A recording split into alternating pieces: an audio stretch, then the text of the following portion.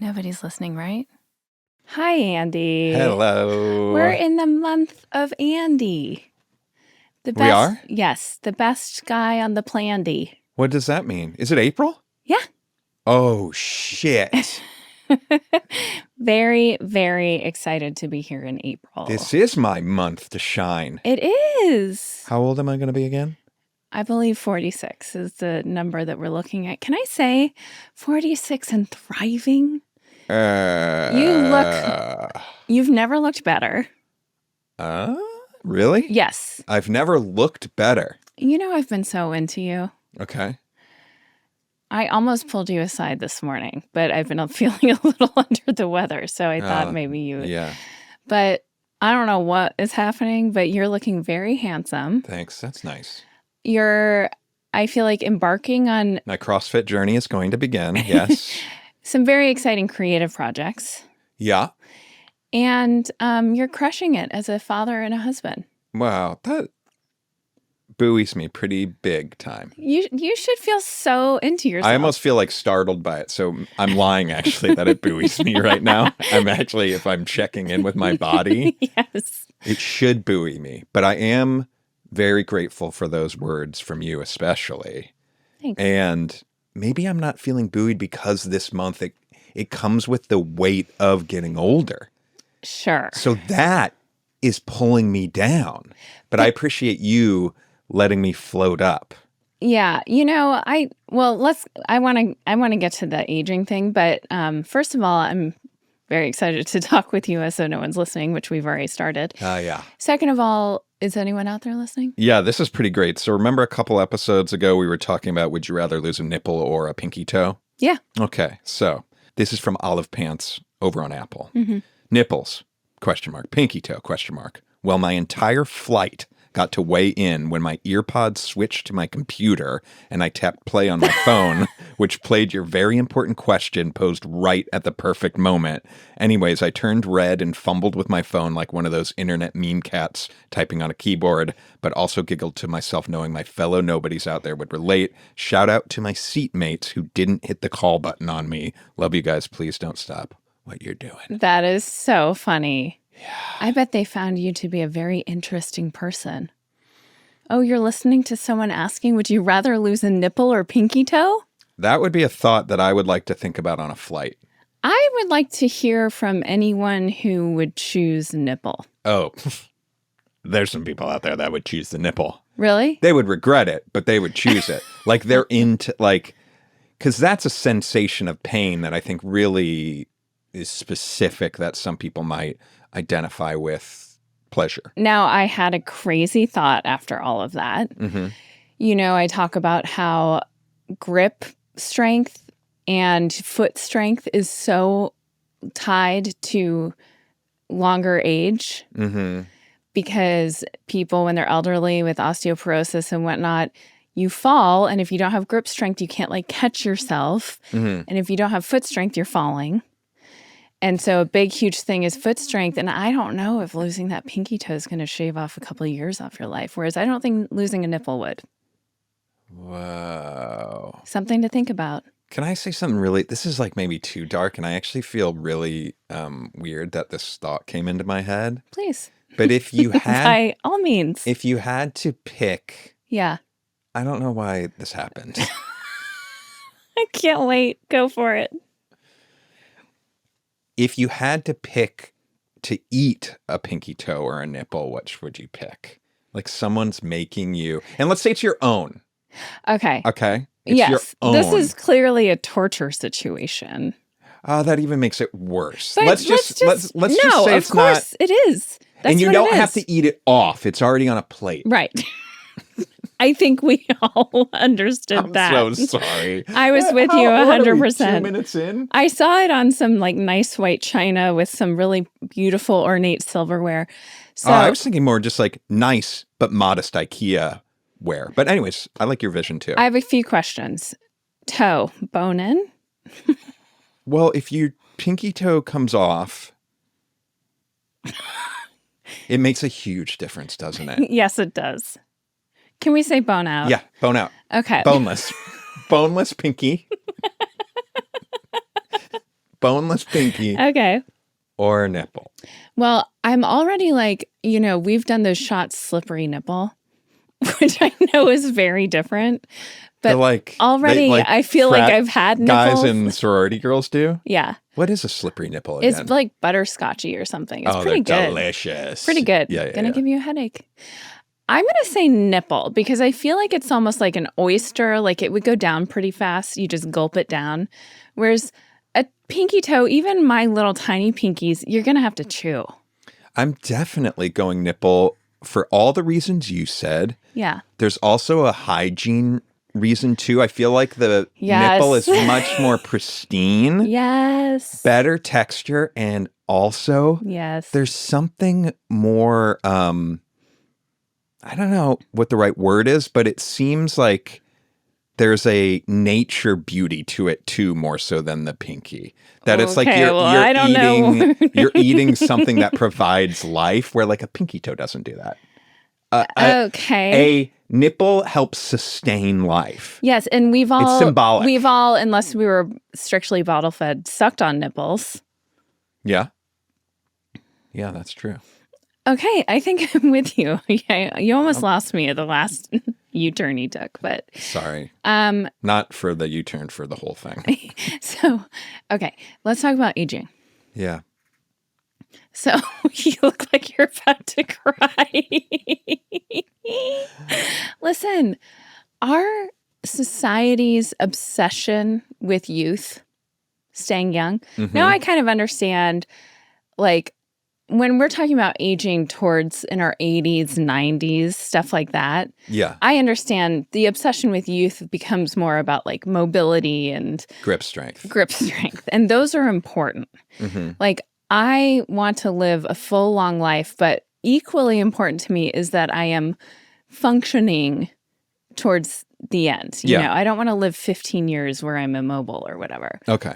Although if that happened, we would make the best of it. Sure. And maybe that's my journey. Maybe. But I just got very excited about skincare stuff and listen, but there's also this idea, and I think for you aging, what about aging to you? Like the idea that you're turning 46 bums you out. This is really weird because last year, I think I turned 45. You sure did. And in many ways... Which means you've been on this earth for 46 years. No, that's not true. Yes, it is. No, it's not true. I had this argument with our son, okay? Our daughter. No, I think it was our son. No, it was because she just turned 11, and she told me that she had the argument with you, and I was like, no, you're right, honey.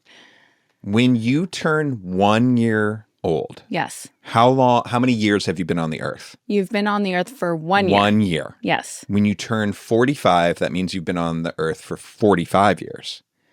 Okay, so... Case fucking closed. hang on. So, but she's 11, right? And she turned 1 after a full year.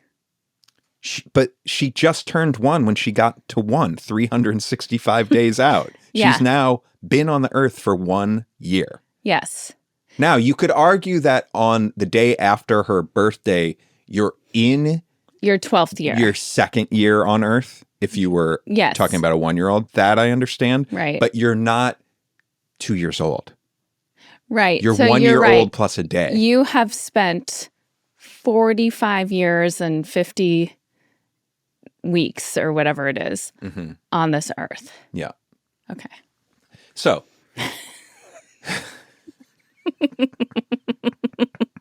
I hope you didn't have that tone when you argued. I got sort of frustrated about it. But last year. Yes. I think it came with a new level of confidence in a weird way. Yeah. I think my creative endeavors were slightly different a year ago, in some ways similar, in some ways not. But I did feel a confidence in my body that I don't know if I've ever felt potentially. So that was nice. But I don't know. You bringing this up this morning, it's feeling a little scarier. I also went to sleep last night. I was listening to a podcast, and it was a guy that is making some creative stuff similar to stuff that we do, podcasting and whatnot. Mm-hmm. Do you want to say what it is? No, because I actually don't know the name of the show. I just know the name of the guy. It doesn't really matter, though. He was talking about at one point where he says, like, listen, I can't be doing this forever. Like, when I turn 45, I need to make sure that, and this guy's probably 35. Oh, and boy. I was like, that's good tough. God. That's real tough. But so maybe that's weighing on me too, that's what I went to sleep with last night. And you're doing and aspiring to do the very thing that he's saying I don't want to be doing when I'm 45? Yeah, sort of. And again, we're talking about CrossFit. CrossFit. It all leads back to CrossFit. And CrossFit all leads back to injury. You know, I can't wait. We're ready for the next CrossFit. It's time for the next thing. You know, you had Tai Bo, then you got CrossFit. You know, it's time for a new wave of an exercise thing. Okay. Do you know what I mean? Well, I feel like those pop up here and there, but nothing's taken, spinning was a big thing. Yep. Obviously, Pilates has become a huge, huge thing. Probably on the downswing a little bit, though. It plateaued, I would say. Maybe, but see, Pilates is, I think, here to stay. But to compare Pilates actually to the CrossFit explosion is absurd and stupid. You know, you can't do that. Well, Pilates is really helpful in recovery from the injuries that you'll get from CrossFit. So it's kind of on this choo-choo train of fitness. But like, okay, I'm talking just hoping aerobics. To walk every day. That's my goal right now. I think that's, you know what? Okay, can I be honest? Yeah. I think the reason you've been attracted to me the past few days so much is I've been walking those mornings. And I think I'm giving off some sort of pheromone to you. Oh, maybe. You know. Something's up. Yeah. Well, listen, I had kind of an epiphany this morning. Mm-hmm. And I journaled about it. Great. Which was, you and I are kind of embarking on some exciting, we don't know what's coming down the pipeline vibes in our life. Mm-hmm. And that's the best way to live life, I feel. I think that I have been obsessed with like knowing what's happening, knowing what the future looks like, which is very hard to do when you're in creative endeavors. Like, I've been very lucky in my career that it seemed pretty steady, and I had this assumption that it would remain that way. But it's been actually such a gift and like a sense of freedom to realize that that's not the case. And worrying about it is so pointless. It's such a waste of energy. And worrying about literally almost anything is a waste of energy. And I need to really work hard on something, which I'll get to in my like mindset. But I think that this is a beauty that comes with aging, is like trusting that it's all going to work out, everything's going to be okay, and actually beyond that, being so excited to see the twists and turns that life will take. I love that. I had the thought the other day, if we're getting really to the age of all of it too. Yeah. I did have the thought like, okay, if I'm lucky enough to live to 90, that would be fucking cool. And if that's the case, I'm only halfway through the ride. And that's pretty incredible. There's a lot of time left. Now, I could drop dead tomorrow, you know what I mean? But let's just say, though, I might just be halfway through the ride, which is pretty amazing that there's so much more left on the ride. And I think it's really exciting to look at in this ride. I feel like I've lived 85 lives. Like, I went to UC Santa Barbara and tried to be a beach kid. I, lived in New York and did terrace gardening. I did comedy theater in New York. You were like a little fucking punk doing shows at Reykjavik and Iceland Airwaves. We've both had like different phases and chapters in our life. And we don't know what's to come. I was even thinking about like podcasting, okay? And how maybe there's some world where, because I can write stories, like I write a narrative podcast and cast really cool people Totally. and like, I don't fucking know. I mean, that's something, who knows what's going to happen? Who knows what could present But I think itself. it's being open to following like whatever creative wave kind of starts to carry you and being like going with it. I read an article yesterday and I feel so bad that I can't shout this out. And I promise on a future episode I will if it comes my way. But it was an article about some new book that's out that this neuroscience wrote. And her whole thing is that our goal setting, like culture, might be a little bit off because we put so much pressure on like the singular goal. And she was talking about a more healthy way of doing it is what she called our Pacts, P-A-C-T, where it's like follow your curiosity to this thing and maybe set some parameters like I'm going to do this thing for a set amount of time, maybe a year or something like that. But that it's like this contained sort of thing that you'll see kind of where it goes. But there's a little less like, I have to make this thing successful. But it's more like, ooh, I feel like I'm really being drawn to this area. Yes. And that let me explore this and set some sort of parameters with it. So it's not just like willy-nilly. Yeah. Cool. Here, wait, maybe I can find it real quick. Okay, I found it. What is it? I haven't read this book, but it's from an ex-Google employee. Great. Smarty. And then she had a failed startup. Her name's Anne Lore? Okay. LeCumph? LeCompte? Come on. Kumpf. LeCompte. And the name of the book is Tiny Experiments, How to Live Freely in a Goal-Obsessed World. Oh, I love that. I'm curious what that book is. If anyone's read it, leave a comment on Apple or Spotify. I'm curious if it's any good. So the thing that I need to work on personally. Yeah. Personally. Okay.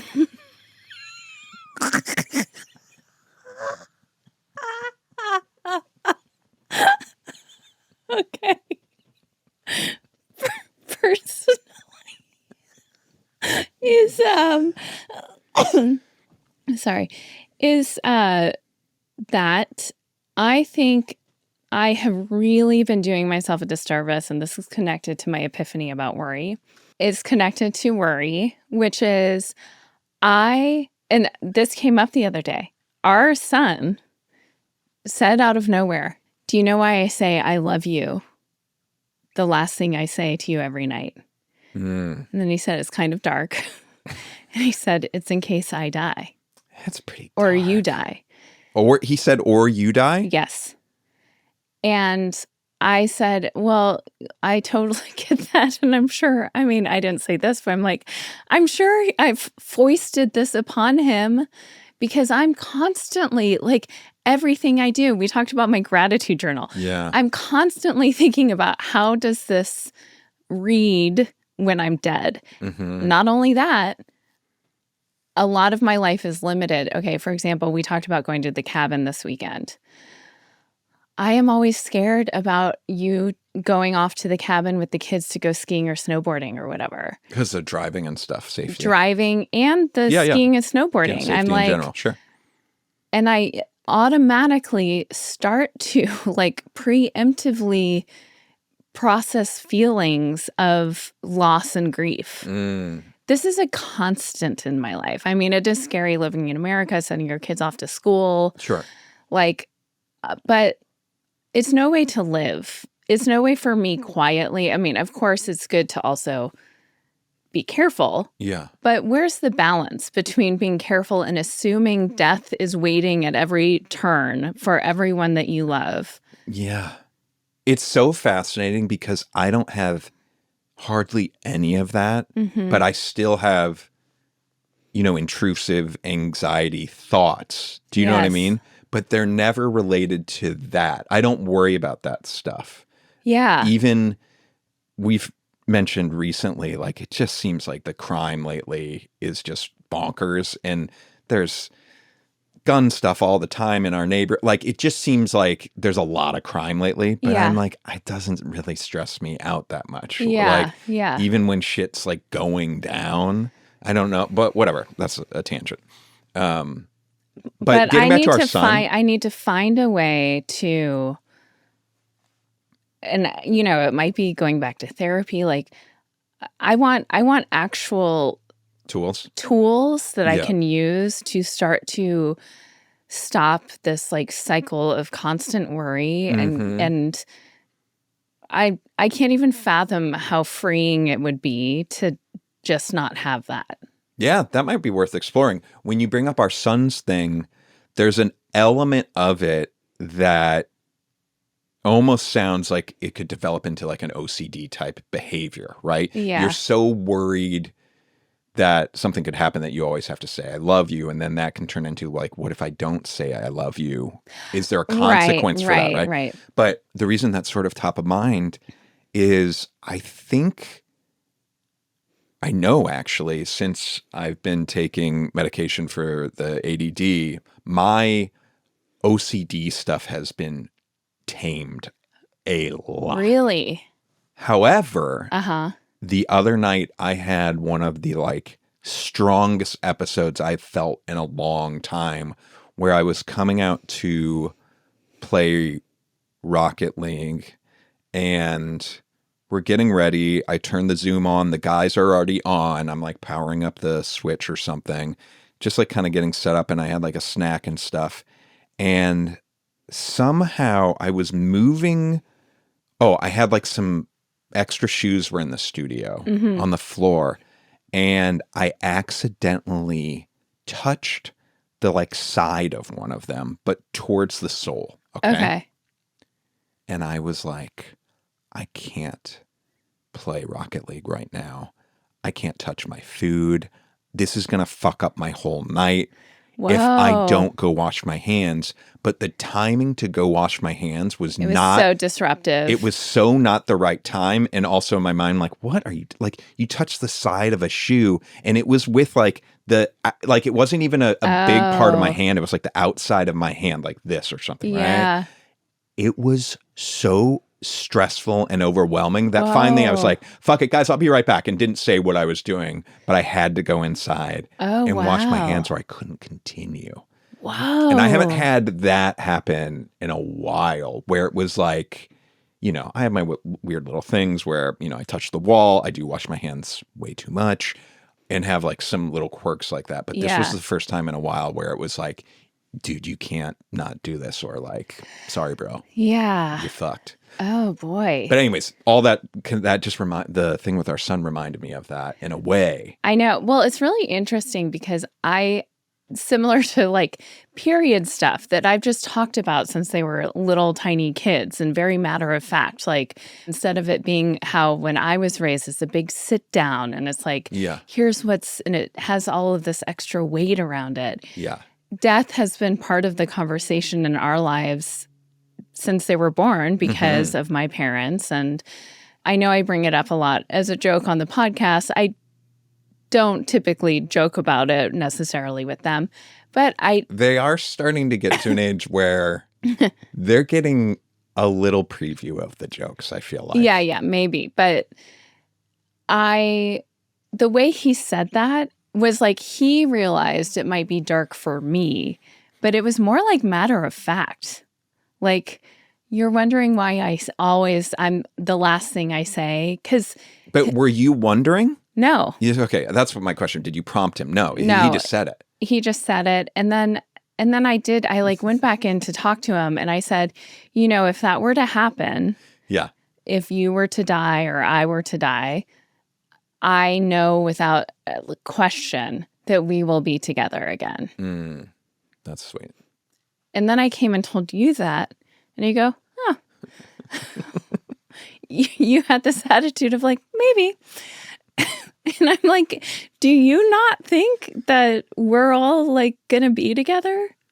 In some way, shape, or form, even if it's, I think it's a way that we can't even fucking know. Yeah, I would agree with that statement. But it seemed like he actually said, I know that in response to that. Yeah. So that is to say, you're right. It sounds like it could turn into an OCD thing, but he also doesn't seem too concerned about like, right. if that's worst case scenario. Yeah. And you know what? I doubt that that's what's happening with him. It just reminded me of that other thing. It is kind of funny to think that he says like, "Hey, Mom, do you know why I say I love you every night?" And you're like, "Because you love me, maybe?" And he's like, "No, no, no, no, that's not quite it." It's more of an insurance policy, kind of. Oh, Okay. God. Can I ask you something real quick? Sure. Last week we were talking about drinking. Yes. And I don't know if we've ever talked about this before. I was thinking about in high school. When I think about kids now, and I don't know that many high schoolers, but the ones that I do, it doesn't seem to me, and maybe it's because I'm my age and like, you know, our niece at the time's not going to be telling me that she's partying so much or something, but it doesn't seem to me that the kids party as much as we did when we were younger in our teen years. And I was curious about you. My history, I think I've been pretty open with, but we drank every weekend, like in high school, my friends and like most of the kids I knew. And like we drank a lot. Yeah, that was the culture. Now, you and I both, I lived in St. Louis, you lived in Idaho, which like St. Louis had a big, even amongst the adults, and we were joking about Catholics and the priests drinking. There was a big culture of alcohol to me. Yeah. And yeah, though you're right. And it would be these big parties. There was an excitement about it because it was all very illegal. It was the point of the weekend though, right? Like you were looking forward to the weekend because that meant you were going to party, and that involved drinking and or drugs, right? Yes. And like hooking up and who's crushes and who's going to be there and who's not and all of that stuff. Yes. And then when we moved to New York and, you know, we're young 20-year-olds, I definitely remember meeting, you know, people that had grown up in New York. They had a similar experience, if not even crazier than ours, of like, they partied. You know what I mean? I feel like this is really interesting. And I think this is true for sex also. But I wonder if it has something to do with, it was all off limits. So we sought it out and it's what you wanted to do as like a rebellious teenager. Whereas now I feel like in our culture in LA, that's not going to be this big, like you can't do that. It's almost, we all did that as teenagers. So like everyone knows that teenagers are having sex but not as much as they used to. But I think now that it's not so taboo and so off limits and so like you're going to get so punished if I find out the XYZ, that the interest is gone. And then I also have to say, I think this generation of kids has a much heavier burden to bear in life. Like in some ways they've had to take on a seriousness, like with climate change, with what's going on with the governments. We didn't have a second thought about anything. The only thing I heard about when we were in high school was the ozone layer. Yeah, it was like, just don't use aerosol and it's fine. But didn't you have friends in college that were active in activism and stuff? No. I never did any of it, but I definitely had friends that were in Greenpeace and like and protesting and stuff like that. No. Yeah, okay. But I do think you're right. I think that there's less partying, there's less like sex. Less maybe socializing in general. You know, you do hear about kids that it's like, yeah, they can be on their phone or they can be playing, you know, Fortnite remotely with their friends instead of hanging out together. I just saw this thing. I think it's a book called The Anxious Generation. That sounds right. That I want to read, and I know it's going to be very upsetting though, but it is really just all about how screens and phones like are so detrimental to society, particularly now that there's going to be a whole generation that have had their faces in phones well before their prefrontal cortexes were developed. So, I mean, I think the takeaway of the book that I haven't read yet is do not let kids have phones, that they have access to internet and stuff like that or social media until they're 16, ideally 18. And to teach, Phone hygiene. phone hygiene. Or internet hygiene. Internet hygiene. And so that's another thing I was thinking about on my epiphany this morning.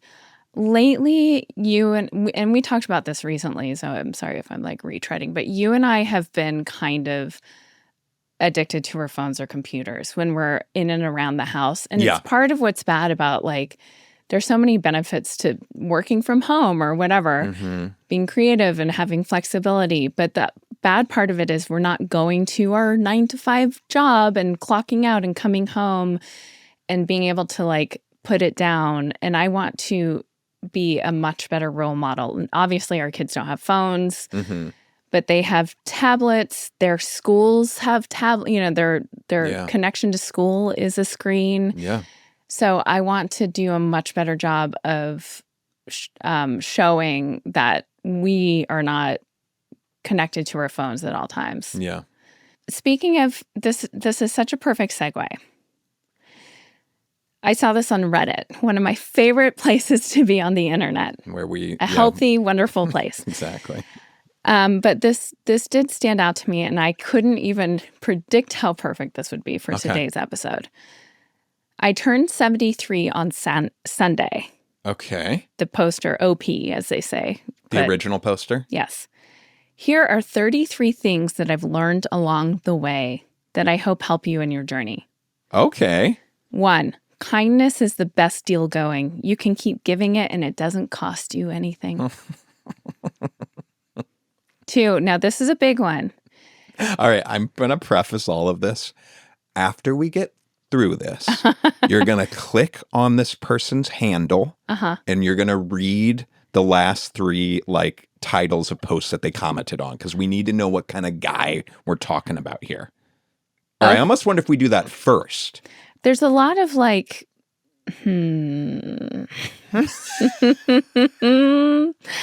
there's a lot of like, I have all the answers. That's what I was afraid of. The 3 most important skills for a salesperson. Okay.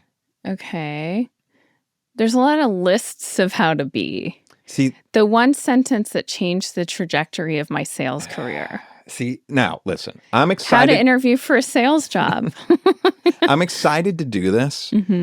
But this is one of the problems with Reddit. I'm often looking at Reddit posts where I get seduced by them. And then I go, who is this fucking person? Why am I listening to them?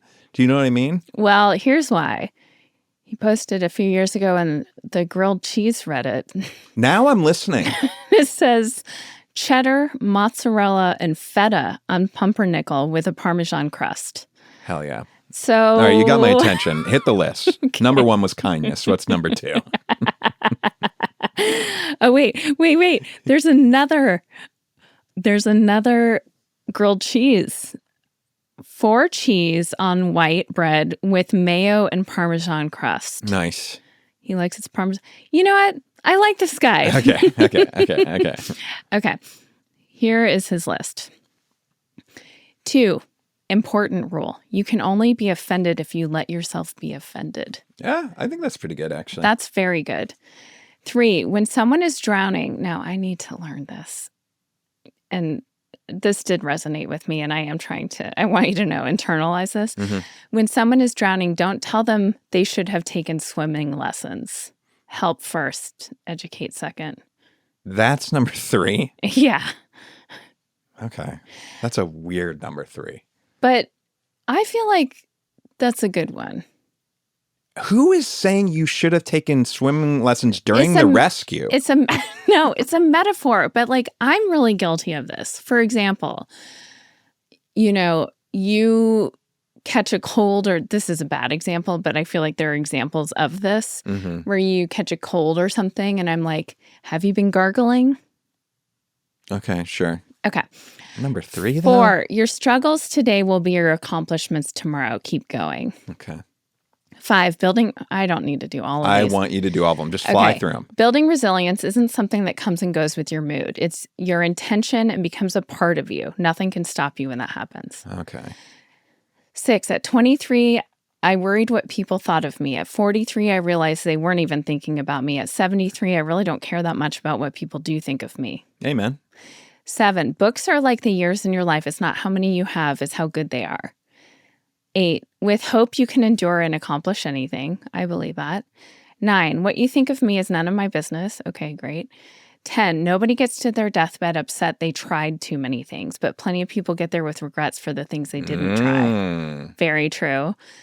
11, you can only be in a bad mood if you let yourself. I don't know, talk to my fucking hormones. 12, being grateful is a cheat sheet for happiness. Being grateful is, yeah, that's probably true. I really believe that. I do. 13, the pain you feel today is a strength you'll feel tomorrow. Keep pushing forward. 14, never say anything to yourself that you wouldn't say to a loved one. Whoa. That's a big one. I mean, Self-talk. who does that? I know, but let's look at some self-talk here. 15, we make the best decisions we can with the information we have at the time. Give yourself a break. Yeah, you know what? That's pretty true. These are good, I have to say. I say this to our kids all the time. Like, just be gentle with yourself. 16, say something, do something, be something stupid. 17, believe in yourself, don't listen to the critics. Okay, I think we're getting to some really just fucking general. 18, your age is up to you. I'm 73, but I believe and act like I'm 19. Okay. What? I don't know. That contradicts some of the stuff that you're saying. Agreed, 100%. 19, action is the medicine for fear of failure. Just start moving. I like that, sort of. Just Nike it. Do it. 20, lead with your heart, but manage with your head. I absolutely made that mistake more than once. Wait, that doesn't make sense to me. Lead with your heart, but manage with your head, meaning don't act all from heart. Like, you still have to live in your head and manage things. Okay. 21, you'll never go wrong being too kind to someone. Sometimes it will feel like they're taking advantage of you, but that's on them, not you. I don't know. I actually disagree with that one. Okay. 22, you can tell the strength of a relationship by the number of calluses on the upper lip from biting it. Wait, hold on. Is this a sex thing? I think so. Wait, read that one again. Hold on. The strength we got of to 22. 20 What numbers, if it gets really dark from here on out? Numbers 1 through 21 walked, so 22 could fly. You can tell the strength of a relationship by the number of calluses on the upper lip from biting it. The number of calluses? Okay, wait, no. Let's be real for a minute. He's saying a bad relationship, you would see calluses because they're biting their lip a lot. No, I think it's passion. No. Upper lip?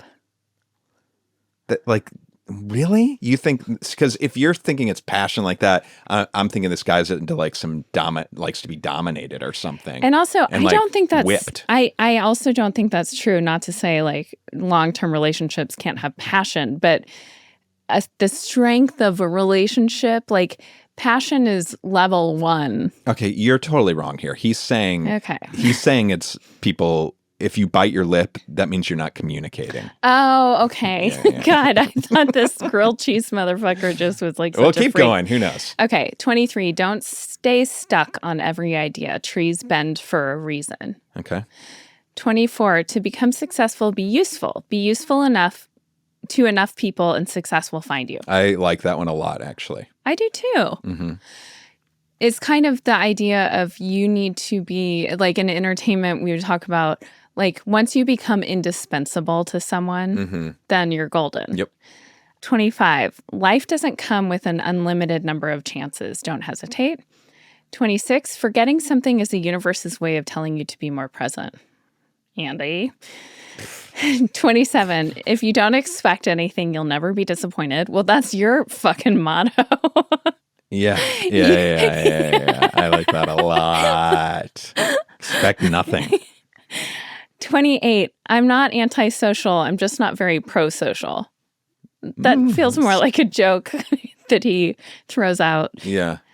29, so little time, so many books. Okay, now we've veered off into weird territory. Why not just make this list a top 20, bro? Finish it up, though. 30, everyone has their first day on the job. Give them a break. Yeah. I like that. I think everyone kind of gets that, don't you? No. I hate people that like try to like make too big of a lesson on people on their first day. Like, just let people ease into it. I read this more though as like if you're dealing with someone in, let's say, service or whatever, and they're like not doing well. Oh, yeah, that too, for sure. There are people who just become enraged and the entitlement, and it's like, no, dude, everyone's got to learn. Yeah. 31, money is important to have and usually necessary until your happiness becomes more important. Great. Okay. 32, it isn't over until you say it's over. I don't have any fucking idea. Now we've gone off the rails. 33, my best tip and hope for us, live and let live. Great. Okay. There's some good nuggets in there. I think it could have been, I have number 34. Editing is your friend. Yeah, you got to edit.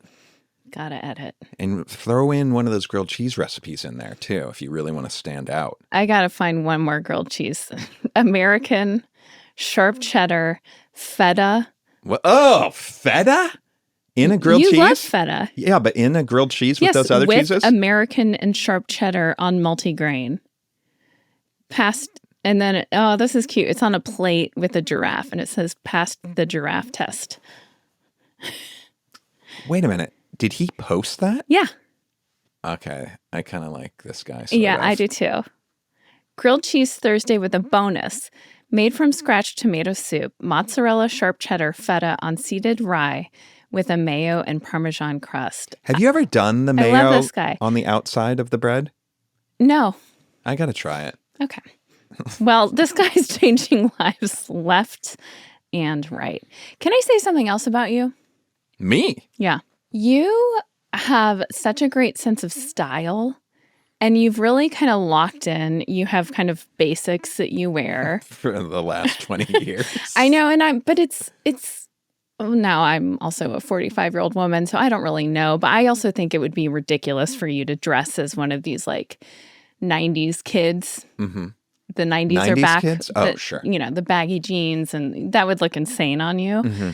But I think that your style has evolved ever so slightly. It's become more refined. Mm. You wear it very well. Mm. And you've like kind of honed in on basics that you use. And I admire that because I'm in a funk. You're in a with funk? Clothes. I am. You got to treat yourself next time an opportunity presents itself to treat yourself. It's like beyond treating. At this point, it's a necessity. I need to like go out, and I'm having a midlife crisis about like, am I just throwing everything like to the wind and I'm going to buy a fucking cape and become a cape person? Like, person? Yeah. What's a cape person? Just. You want a cape? Maybe. Why? I'm like, I don't know who I am anymore in space and time. Am I getting a whole new style? Maybe. No, you got a great little style. What, you're going to go to capes? Yeah, something sophisticated and cool. Like, can I pull off a cape? You know, I have friends who pull off capes. Cool You Up. do? Yes, Cool Up can wear a cape. Okay, I didn't know. Cool so Up when capes. you say cape, I'm thinking like Dracula capes or something. No. Like a cool, stylish. It's sophisticated. Okay. I mean, maybe you could have a cape, but I don't think you're a cape person. Okay. We'll see. Just know that things are about to get a little crazy. Really? Maybe. Why don't you just get some like cool... You wear like cool basics too. For most of the stuff in our life, you just kind of like got to look comfortable and nice. Or I don't even know what I'm trying to say. Do you feel like you need more like fancy stuff for when you go out? I want to feel more refined and polished. Like, I feel like you've had your style, but now you're buying like much better quality t-shirts that you're keeping really nice, and your pants. I don't know. I'm just like, but I also want to take some risks, and you know. Okay, this is where we're getting it. Yeah. I want to take some risks. What if I'm, a person who has nice nails? I don't right now, but nice nails all the time. I can see one of your nails through your holy sock. Well, all of my clothes are falling apart. Yeah. Collectively. We really haven't gotten clothes in a long time. Yes. I also think we need to get the kids some new clothes. Yeah. One of them especially, I've noticed some holes in a lot of stuff. Really? Yeah. Huh. Okay. That's not good. Really? Yeah.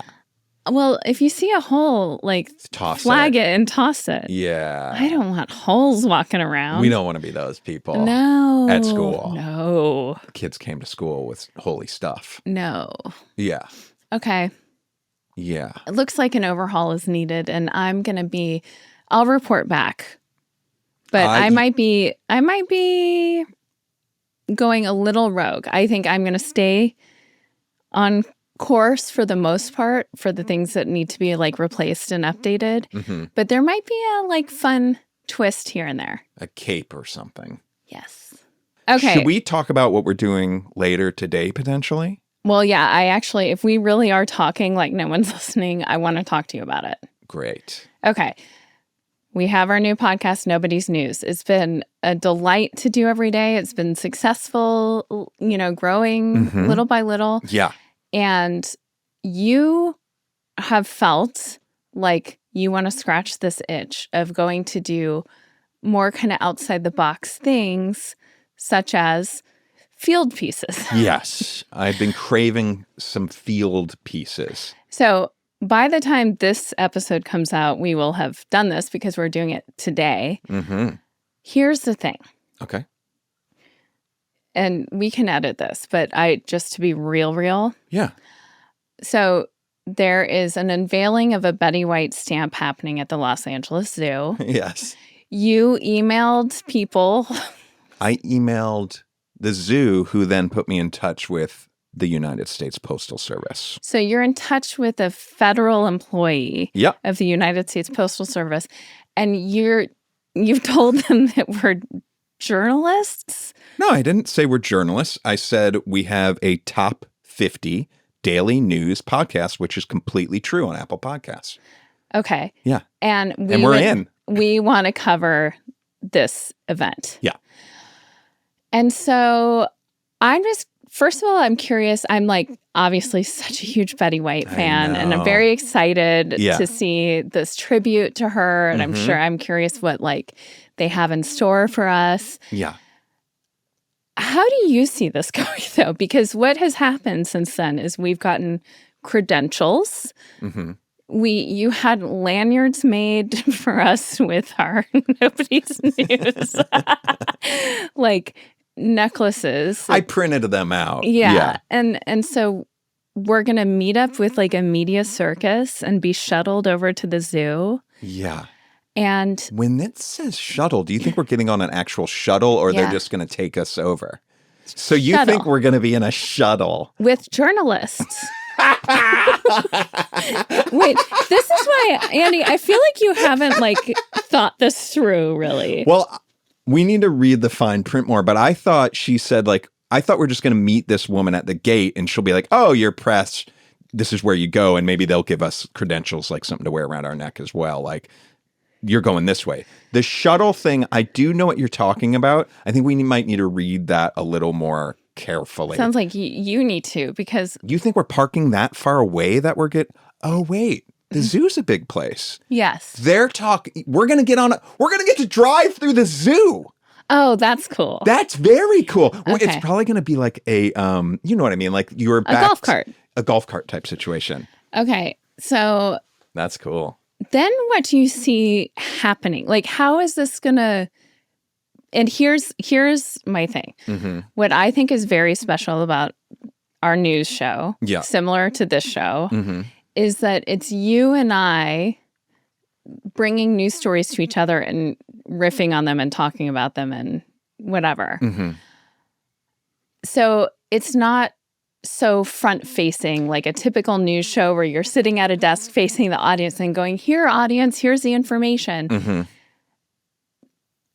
The idea, like, if you were going to go do a field piece and come back and kind of present it to me. I know. That's what I actually think is, if I'm going to be totally honest, you weren't feeling good yesterday. I know. So much so that it was like you didn't know if you were going to go today. And I did have the thought, because other field pieces I've dreamt up in my mind, the fun of it is sort of me presenting my piece to you. Yes. And the story is threefold. One, it's my journey doing it. Then maybe whatever the story is, then showing it to you. Exactly. Which I do think's really novel and fun. I agree. This, I am a little more worried about now that I think about it, because yesterday I was like, oh yeah, I'll go by myself. And even though you're the big Betty White fan, it's almost funnier if I go and then I'm showing you what I made. I agree. Should I just be going myself? I think so. Are you sure you're okay missing out on the Betty White thing? I am sure. And I'm so glad that we're on the same page because, well, I did get a sense you were excited to go by yourself, but also it's for this exact reason, is it? Keeping in line with what our show is about. I'm like, how are we doing this piece together? And then we're presenting it to the audience, which is not really our thing. Right, because then we're just pushing play on the thing instead of me showing you the thing that I made. Yes. Right. Okay. Agreed. Now, I don't want us to be opposed, though, to the idea, and we might be making a wrong step here, because the idea of hearing you talk to some Betty White fans is very cute. And maybe, though, that just means that you'll have to go out on your own for some things. But it does seem like I might be the better person to do the first one because of the editing and everything. Well, here's the other template, thing. if you will. Here's the other thing. Yeah, and I'm excited, very excited to do it. Similar to this show, how you make the clips that go on Instagram. Mm-hmm. This field piece thing is really your thing. Okay. I'm not that excited about it, to be honest. Okay. Are you not that excited to go to the Betty? No. Okay. I was excited to go because it's something to do. It's just But you aren't that excited to talk to people at the Betty White thing. Yeah, I'm not like, ooh, I can't wait to connect. I'm sure that it would be fun. I'm sure it would be fun. Yeah. No, but I'm so happy we're having this conversation because I'm nervous. Yeah. And it's the first time too, so I might really fall on my face, but that will be hilarious as well, Totally. as long as I record it. But there is a part of me that's so excited to talk to the everyday person who's at a Betty White. That stamp unveiling really excites me. Right, which is your thing, and which is a very special thing that you bring to the program. Okay, so if you're hearing this, yes, that means if we haven't edited this out, that means there is at least something for me to show from this adventure that will be on, let's say it's on today's Nobody's News episode 2. So the day that this comes out, this Nobody's Listening Right, if you also go to Nobody's News today, there will, and I'll make sure it says Betty White in the title somewhere. Okay. There will be a field piece. Oh my gosh. I'm really excited for you. Mm-hmm. This is so interesting because on my walk, God, I was having epiphany after epiphany. I had landed on, you know what, I'm going to go and be excited to go and have fun with Andy and see how this goes. And if it feels weird that it's so forward facing as a piece, then we should have that conversation. But here we are, we had it, and it turns out we were on the same page. Wow, it really does. I will admit that some of my more anxiety was well, if Elizabeth comes, who's going to hold the microphone? And where does the other microphone go? I was going to those logistic things. Right. But there's also the thing, this is the other thing, is me going by myself. I even had some ideas of things that I could do today that if you're there, one, I might just feel silly doing it, or two, the idea of me presenting it to you later is so much funnier to me. Agreed. You know what I mean? Totally. Yes. And I want these to have a very lighthearted spirit. Of course. No one, I didn't think that you wanted to go to the Betty White stamp unveiling and have a very serious take on it. But this is the thing. If that's what it is, that's hilarious I know. That's the beauty of me going by myself. You'll just have to, it's a very creative endeavor. Who knew journalism was so creative? You'll have to basically... Well, I don't know if this is going to be journalism. Let's be very clear. You're going to find the tone like your gut instinct is going to help you navigate this and find the right tone for it. Do you think I will be seen as an imposter with you not showing up? Because I did say that you were showing up. I wouldn't worry. I wouldn't give it a second thought. Now, I'm also worried about our lanyards. I think the reason I want a lanyard is just so people can know, be like, oh, he has a microphone, he has this thing, so they can see, like, oh, maybe I should talk to that guy. Of course. There's so many reasons why you want the lanyard. It's creepy to have someone who's not identified as something with a microphone in your face. Now, I do want to talk to you. Speaking of style, I think you need to wear like kind of a white button down, like Mormon style, something, or like something a little less cool than what you normally wear that looks like you're, no offense, but you're like kind of the B-list journalist who's out there doing field correspondence. I really feel really comfortable in what I'm wearing today. Okay. Well, then comfort is key. Comfort is king. Yeah. Okay. Well, I'm so excited. I'm like also nervous for you, like sending your kid off to the first day of school.